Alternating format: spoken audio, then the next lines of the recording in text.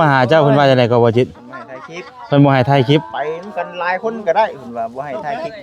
ไปได้อยู่แต่ไม่ถ่ายอันนี้คือเนี่ยเป็นสาวเลยเนาะงามเนาะเออเลี้ยงมาแต่น้อยพี่น้องเนาะบ่ได้ก็ได้เจ้าบ่เลี้ยงแม่แล้วแหละลูกเคยเนี่ยครับอยู่บ่ลูกเคยเนี่ยครับอยู่บ่ครับแล้วโอ้พ่อเฒ่าโทรมาบอกเจ้าต่อบันนี่ได้สิต่อบันจังได๋ก่อนใครบ่ให้ถ่ายคลิปน้องได้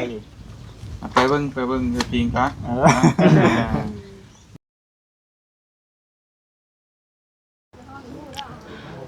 พอกันอยู่เฮือน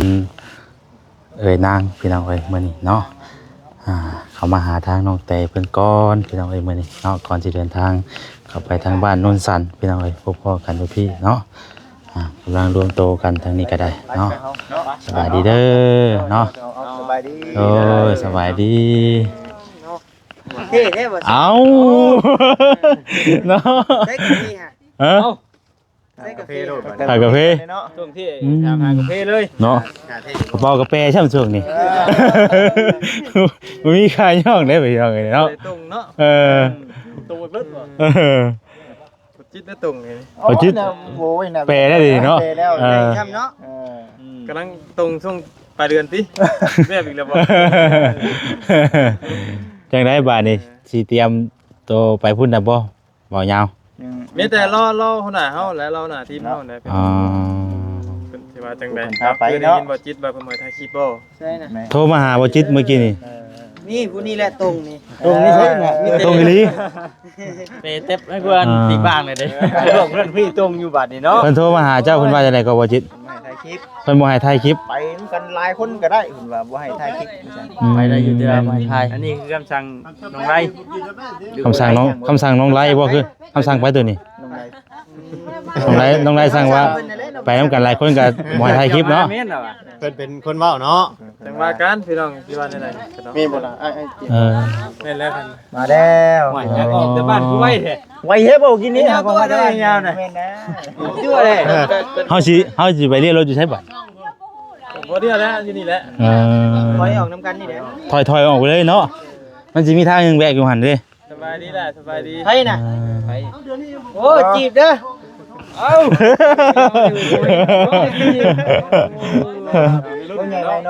เอาเราเป็นไปรุ่นเนาะสูตรนี่ใหญ่ไวใช่ป่ะสบายดีโอ้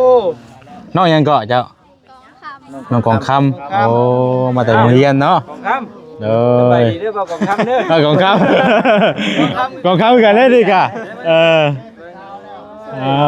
เนี่ยเป็นสาวเลยเนาะงามเนาะเลี้ยงมาแต่น้อยพี่น้องเนาะบ่ได้ก็ได้เจ้าบ่เลี้ยงแม่แล้วแหละลูกเคยเนี่ยครับอยู่บ่ลูกเคยเนี่ยครับอยู่บ่ครับแล้วโอ้พ่อเฒ่าเงาใจพูดกับฟันไรล็อกมาตะกี้ยังน้อยยังพี่น้องเนาะส่วนนั้นก็อย่ามาเห็นเลยคือลายได้ตกใจมาเด้เนาะสบายดีอันว่าเตียงลายดิมุนเลยว่าเตียงอันนั้นโดยก็ให้ตื่นบ่เฮ้ยอย่าบ่ดังมาดึกเนาะบ่แปลกดอกหากระตื่นไงดึกกันถามมึงว่ายาวดูจักจังโมงอ่ะคืนนี่ฮะจังโมงคืนฮอดบ้าน2 โมงตี 1ตี2พุ่นน่ะไปกลับนี่ฮอดบ่1,000 กว่ากิโลอ่ะบ่ฮอดมันทางมันประมาณ400นี่แหละในคนทางไม่ได้แต่ว่าโอ้20 กิโลน่ะได้รถประมาณ2 ชั่วโมงชุดดีเลยทางถือว่าเติบนึงทางไงทางมันทางมีหลุมลายเนาะทางมันทีแม่ทางเดิน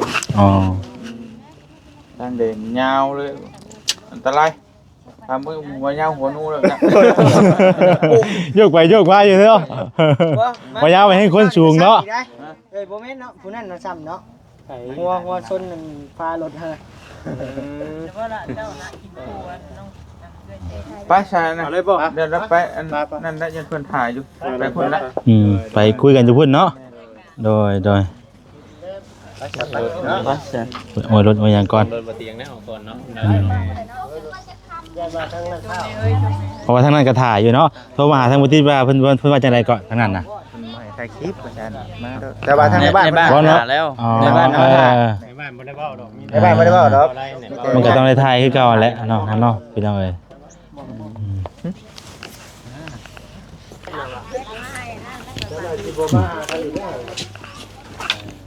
ผู้คนแต่งเข้ามาสู่กินพี่น้องเอ้ย ใช่เตียงพี่กอเป็นลูกเคยได้เฮาน่ะ โอ้ยเรื่องขอหายอีกบ่นี่คุยนี่มันได้แล้วอยู่เดี๋ยวพาผู้เยาว์อีกพา หมอเอ้ยดิหมอเอ้ยดิ มีเอื้อยอยู่ดิมีเอื้อยอยู่ดิ โมเมนต์นะว่าเอ้ยน่ะเห็นเอ้ยก่อน เห็นเลยได้เลยกะ เห็นไม่ใช่ เห็นโทรศัพท์ กินในโถมา หายใจก็แล้วไว้ล็อกที่นั่งกับบ่ ก็แล้วแต่บ่เตียง เดี๋ยวเตะบ่เตียงว่าดิ เตียงได้นี่เอา เอ้า บ่เตียงอีกบ่เลย 200 ล้าน 200 ล้าน มาเตียงนะมานี่200 บาท ยืมก่อน ยืมก่อนเนาะ คำ2 บาทก็ เพิ่นโทรมาบอกว่าบ่ให้ถ่ายคลิปน้องไล่เจ้าต่อบันนี่เลยไปสิต่อบันจังได๋ก่อน ให้บ่ให้ถ่ายคลิป น้องไล่ดิ ไปเบิ่งจริงครับ เดียวบ่ดิ กินไปไว้มันนั่นอยู่ เพิ่นถามเนาะ จะชื่อนี่ไปอยู่เพราะว่าพ่อบ้านเพิ่นก็โทรให้ช่างให้ชื่อนี่กินนี่อยากไปนะตัวนำ ตื่นช่วยพี่น้องว่าตรงๆนะเมื่อย มาดึง ตั้งมุ้งพุกละพุกแล้วนอนต่ออีก ตั้งมุงพูดแล้วเนาะต่ออีกดิ มาดึกเนาะ มาเลิกดิ กินบ่ลงแล้วนี่น่ะ เขินน่ะเนาะมันก็รอ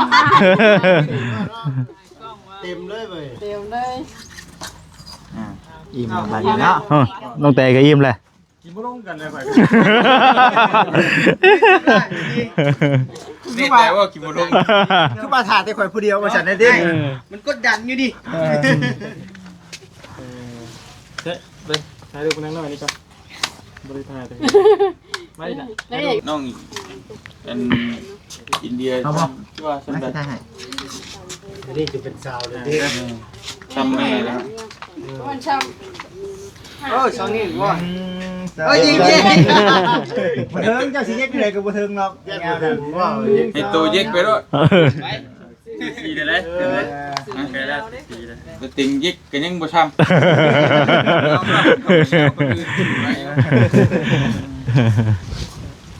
เรียนอยู่ในบ้านดีกว่านะโรงเรียนใหญ่ดีวะ พอบ่เลยติ ตอนตะกี้เรียนป.1ตอนนั้นแล้วพี่ตะกี้น่ะเรียนน่ะบ่ตะกี้ตอนบ่เดียวว่า เข้านะบอก ยังเนาะ ถ้าเข้าห้องมีคนบ่นึงเลยตายเนาะรุนแรงนี่แม่ ปี 6 ปี5 ปี 6 ปีจะได้ มันนั่นแหละ ละปัญญาซื้อขนม ไปยูทูบเบอร์นี่คือกล้อง เอาเป็นยูทูบเบอร์ได้ดิเนาะ ดูแลแล้วก็ติดตามนะ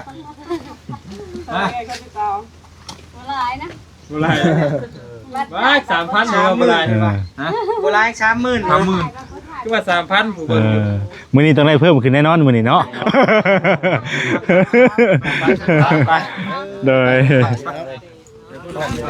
ไปได้เนาะ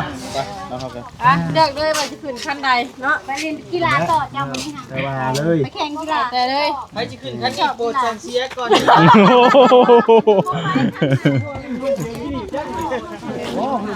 เบิ่งให้กินบ่ยาวเด้อ ไปเด้อ ปาเนาะทั้งเอื้อกันไปเนาะโดยไปพี่น้องไอ้ทางเราก็จะเดินถอยรถออกก่อนเนาะ แต่ขึ้นน้ำมันจะมาเสียงใคร โดย มาปลาเลยค่ะ เขาอยู่ในหมู่ชมรม มาก่อนเมื่อหลังเด้อ ต้องเลยถอยออกเลยพี่น้องเนาะไปพ่อกันพี่น้องเนาะกำลังเดินทางไปเลยพี่น้องเนาะ มาบัดที่นี่ มาข่อยกับซีไว้นี้ได้ข่อยก็ได้ตึ๊บมา ครับ โอ้ ใช่ คือได้ใช่ พี่น้องเอ้ยเนาะทางเฮาก็จะเดินทางไปบ้านมาพุ่นแหละบ้านนนสันพุ่นแหละเนาะ เนาะ ให้บ่จิตออกก่อน ก่อนบัดนี้เนาะมาถอยออกเลยบ่ ถอยออกเลย มันมีทาง มันมีทางหม่องแวงอยู่เด้ ขวามือมีหมอง ให้บ่จิตคือยังบ่ทันนั่นอยู่ นี่เตียงหาเรื่องตีงเนาะ อ๋อถามว่าเตียงนั่นก่อน มาหลังออกก่อนมาก่อนดอกกำลังเม่นดี เพราะมันบ่มีทางกันเลยเนาะออกแล้วบ่จิตออกแล้วบ่ เอาละ ออกแล้ว ไปคอยตูดออกเฮาก็คอยให้ถอยรถบ่ค่อยนั่นอะไรอยู่เอาอีหลีให้ก็โต๊ะคองนิดหน่อย ว่าดอก เอาอีหลี เม่นพวกเจ้าหลี ขวา บางคนมันสิเขาหัวเพราะว่าอะไรนี่ พอบ่ค่อยถนัดปานใดเรื่องถอยหลัง ไปหน้าเนาะ มันอยากลงทางโดดนะ อยากลงทาง บ่คืออัน ลูกไส้ลูกกลัวอยู่บ่ ถูก จงจับเลนไหลเลนหนึ่งไว้เนาะ กลัว กลัวที่ใช่ ตรงกลัวดอกมีแต่ ซื้อเลยบัด เอางักกันเจ้าตัวโค้งมาน่ะ โอ้ ลงตกเลน ไปข้างหน้าบ่คือไปข้างหลังเนาะมาจินฮอดว่ามองนั่นน่ะฮอดมาบอกเด้อ พูดไม่เตรียม งาเลย เฮ้ยบ่เตียงแล้วกำลังฮักเลย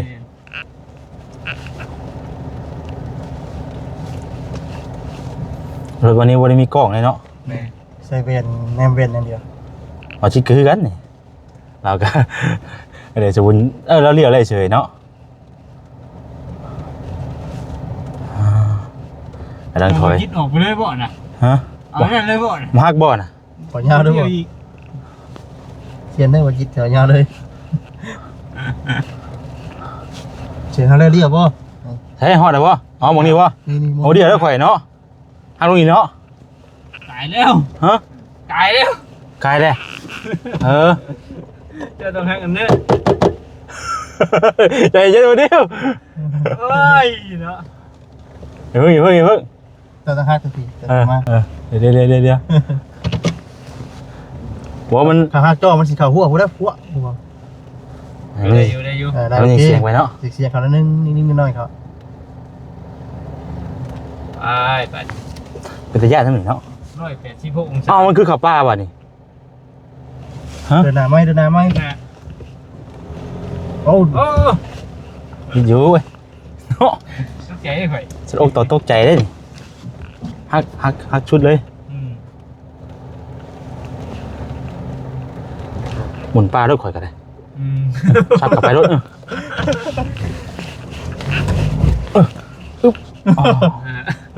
โอ้ชุดคุณบือน้ำได้เนาะ โอ้ย ว่าชิดถอยเลยเนาะ บ่ยอมเรียกเรายาวโตเลยเนาะ ดึกโอ้เธอ เราเดินทางคุณเลยหาทั้งบ้านในบ้านเราเรียกว่าจิตเดียว โอ้กระจังหน้ารุดในตรงนี้บ่นิ้วคนโอ้เย็ดลิ้นเนาะ โอ้ยหล่นแล้วก็เลยครับกระตายกันเนาะ ว่าจิตเป็นมาเรียกนี้ โอ้ย เป็นมาเรียกพี่นี่ว่าจิตนี่ น่าเอาจิตกันเนาะ มาเรียวอยู่พี่เนาะ ข่อยไปก้อนเถอะเลย เคยไปก่อนใช่ไหม เนาะเจ้ากระได เคยไปก่อนเด้อ ไว้ข้างหลังไงวะเวียด มาเนาะ มันจะมองงงแงพอเตียงไปเลยฮอดได้ไปจัก พอแล้วไอ้เตียง จะหูอยู่ว่าเสียเพื่อนบ้านเสีย ไม่รู้แล้วว่าเขาจะได้ตามหลังไปจิกเก่าแล้วข่อยว่า จอดไปก่อนทางตามหลัง คนใหญ่คอยเด้อ ได้ เป็นบ้านที่เป็นตุ๊กตุ๊กกระจายเบิดนะไม่ใช่ที่ฉันกำลังเซล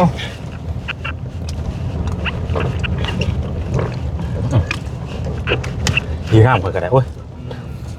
เดี๋ยวเลี้ยวซ้าย ปอกแป๊ก ได้ป่ะ ชูเลย ตัวปัดถ่ายเลยโอ้ไม่ทั้งส่วนแต่บนเตียงกันเลยเนาะ ไวขนาดเนาะ ตัวพี่น้องเลย เปิดทำกันได้พี่น้องเด้อเนาะ ทางไปนำ อันนี้บรรยากาศตอนทางเดินทางไปพี่น้องเลยเอาทุกขั้นตอนพี่น้องเลยเนาะ กำลังมุ่งหน้าไปนุ่นสันบัดนี้เนาะ แม่น นุ่นสันออกจากดงเงี้ยวไปนุ่นสันต่อพี่น้องเนาะ เดินทางไป แต่ไปชันทัก ทางก็อู้ยโหดดี เซ่นะหูกว่านิ้ว ๆไปก่อนข่อยครับบ่ค่อยไหวปานใดข่อยนะย่านนิดนึง ไปค่อยไปค่อยกับโบมักปันได้ไป เออ ข่อยย่าน พอมันขุมมันร้ายแถวนี้นะ ข่อยใจข่อยรีวิวแบบใดแบบหนึงหั่นนะ มาหัวใจมันชันเนาะ แม่น เป็นบทเป็นจังหวะบ่ หัวใจเต้นบ่ถึงจังว่าเดี๋ยวมันเป็นหัวใจวายนะ พอกันแถวชอบมันเข้าออกคือเก่าเนาะ เพราะเพิ่นบ่ได้เอายางมาต่อยมา เพิ่นบ่ได้ขุด ลาดยางนี่ แม่เพิ่นเอาดินเฮมา มีแต่เอาโอ้ โอ้ยโดดจัก ให้มาต้มแล้วก็ตำ มาจะโจกมาเบิ่งนี้เหลืองทื่อๆมาสิฉกทื่อๆมาหั่น เนาะ เด้อเนาะขับรถก็ได้ อืมเอาช่วย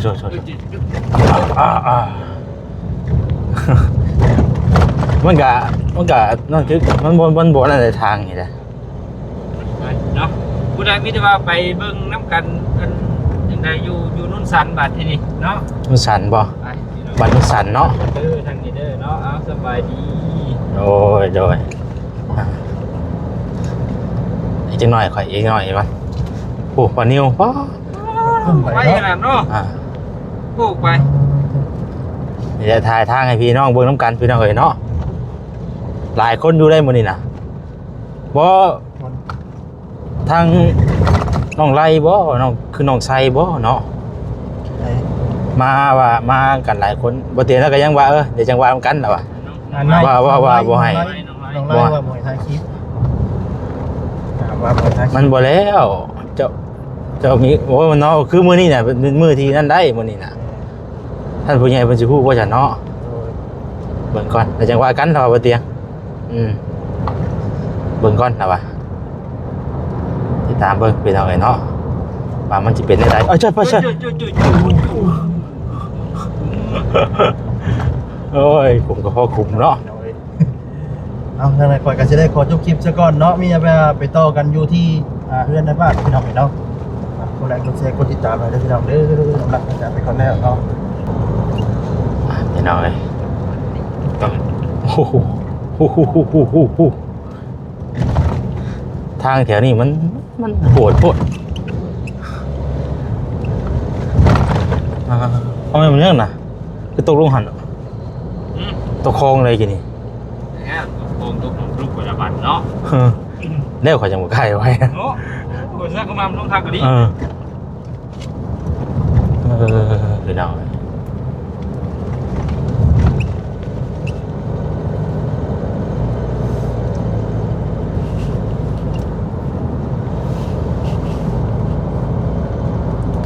สบุนกันมาเลยไวขนาดเนาะคนขับรถไวขนาดไปเอาเลยเฉยตุ๊บว้าเชื่อโอ้โห นี่นอนนี่เนาะ มันกัดทางเสียทางบ่เตียงบ่เห็นเลยบ่เตียง หายเลยนะ ก็ได้เพิ่นเฮาถอยรถแล้วก็ไปบ่ไกลๆเลยแล้วแล้วเฮาก็ตามหลังบ่ชิดคือเก่าแหละมื้อนี้เพราะว่าเฮาบ่ฮู้เรื่องในบ้าน ที่ทางบุญนะ ไปบ่ ได้ไปใช่ไหม ใจเย็นพี่น้องเอ้ยเนาะเฮาจังได๋ก็ฮอดอยู่แล้วมื้อนี้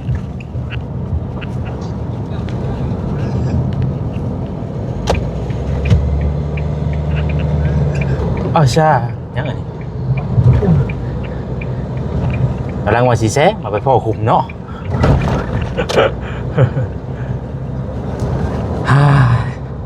เอาไปนอกขามอีกคนนี่ก็ฮอดแจ้งแห่แต่เนาะเพราะว่ามาฮอดระหว่างตรงนี้มันเป็นเครื่องทางเด้เครื่องทาง